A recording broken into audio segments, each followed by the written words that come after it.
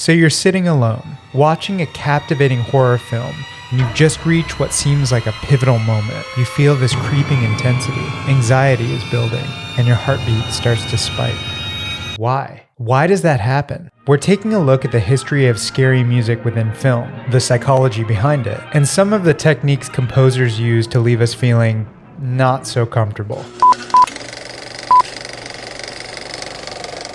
The genre of horror can be cited back to the earliest era of filmmaking. During this time, the technology for recording sound on film and synchronizing it with visuals was not yet developed.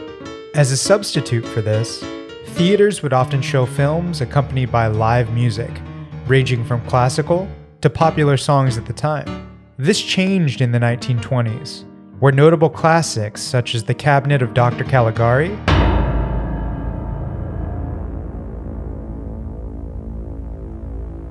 and Nosferatu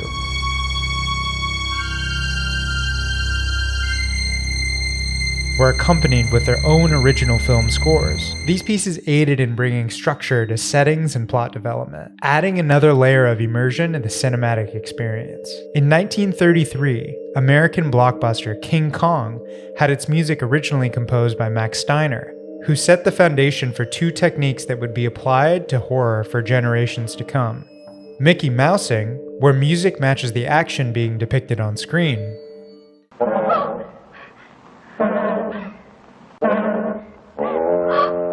and leitmotif, where short, recurring musical phrases help to signify a person, place, or idea.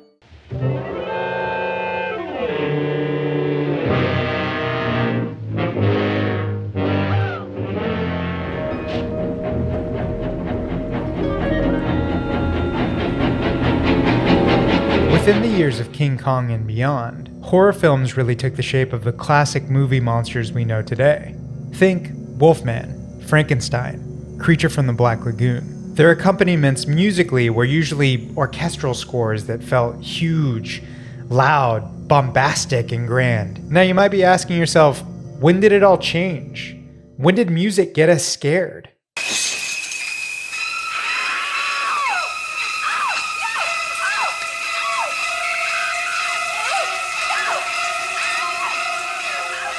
With the help of composer Bernard Herrmann, Alfred Hitchcock's Psycho redefined how music could be applied as a psychological element to horror films. Herrmann did this by introducing an important element into the composition: dissonance. Your average human is conditioned to associate everyday life with more harmonious or pleasant sounds. Now think of what happens if a chaotic or unpredictable element is introduced. A breaking of a branch alone in the woods. A scream heard in the distance. We as humans are averse to sudden changes. They cause shock or are assessed as threatening. Within music, the same concept applies. Notes clash or lack harmony, have an unpleasant sound or harshness to them. That's creating dissonance.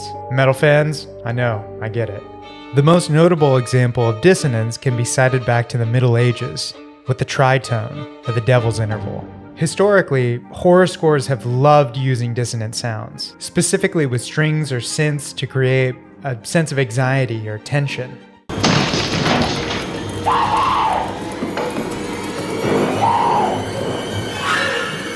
Here's Johnny!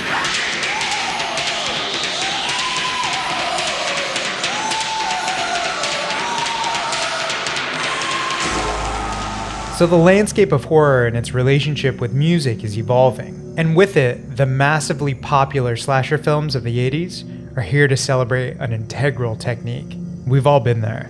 An intense scene is unfolding. I'm crazy after all.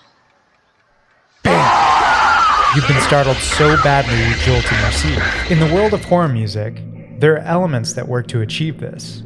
Short musical phrase, ambiance, sound effect, or maybe a lack of sound in general.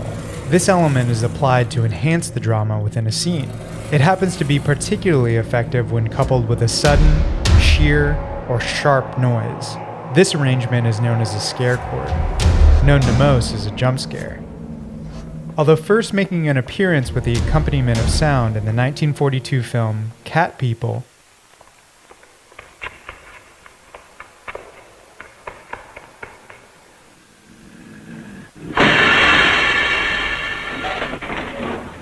The technique wasn't nearly as prevalent in horror cinema until the slasher films in the 80s, who propelled it to being overly used in many films to come in subsequent decades.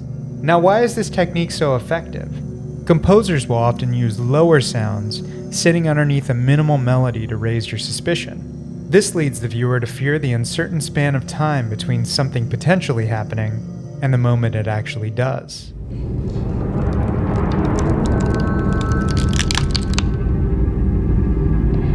It said Dalton.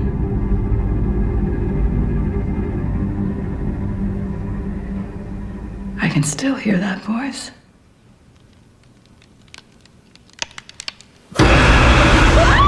Interesting to know that it's actually not the sharp loudness of the scare chord that drives the fear. It's the uncertainty around when it will actually happen. Hitchcock said it best: there is no terror in the bang, only in the anticipation of it.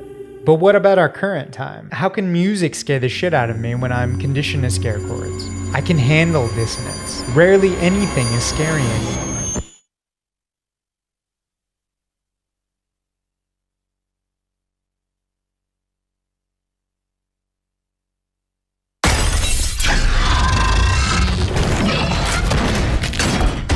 Introducing silence can be implemented as a technique to drive immediate discomfort. As humans, we're accustomed to hearing any semblance of atmospheric sounds that occur around us. With the immediate introduction of silence, we suddenly have one of our natural senses revoked, causing a state of confusion or panic. When applied in a different manner, this experience may be similar to one you've already had.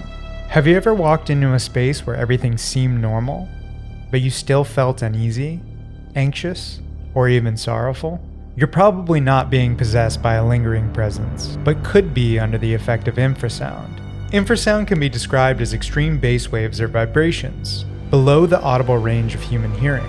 Although not heard, infrasound is still prevalent enough to feel. Used in horror films, such as Paranormal Activity,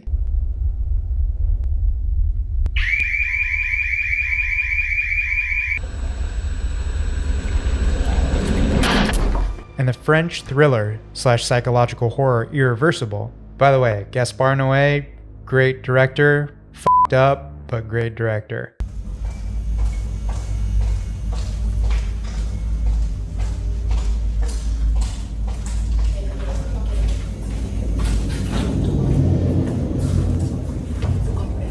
Have used infrasound, in conjunction with music, to negatively impact the condition of their viewers. Now, horror movies and their soundtracks are typically perceived as dark.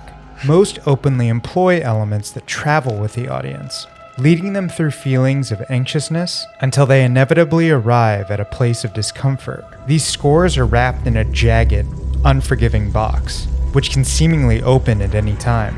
But what if duality was used to drive unnerve? What if an element was introduced that on the outside seemed bright, even hopeful, but on the inside, darkness subsisted? Well, that would be contrast. Contrast within composition occurs when opposing ideas are stated at different points in the arrangement. Oftentimes, one can be present, then progress, transition, or even blend with each other. In our modern day, there's one example that I really wanted to include as the final entry in the video: Bobby Krilik's Fire Temple in 2019's Midsummer. I hope you enjoyed this look at some of the techniques that are used to scare us. I'm sure there's plenty more out there. Feel free to let me know in the comments section. As always, if you enjoyed the video, please like and subscribe. It helps a small creator like me tremendously. If videos like these interest you, feel free to check out my other ones. They should be floating somewhere around here. And I'll see you in the next video. Apparently, Hitchcock wanted the shower scene to be silent.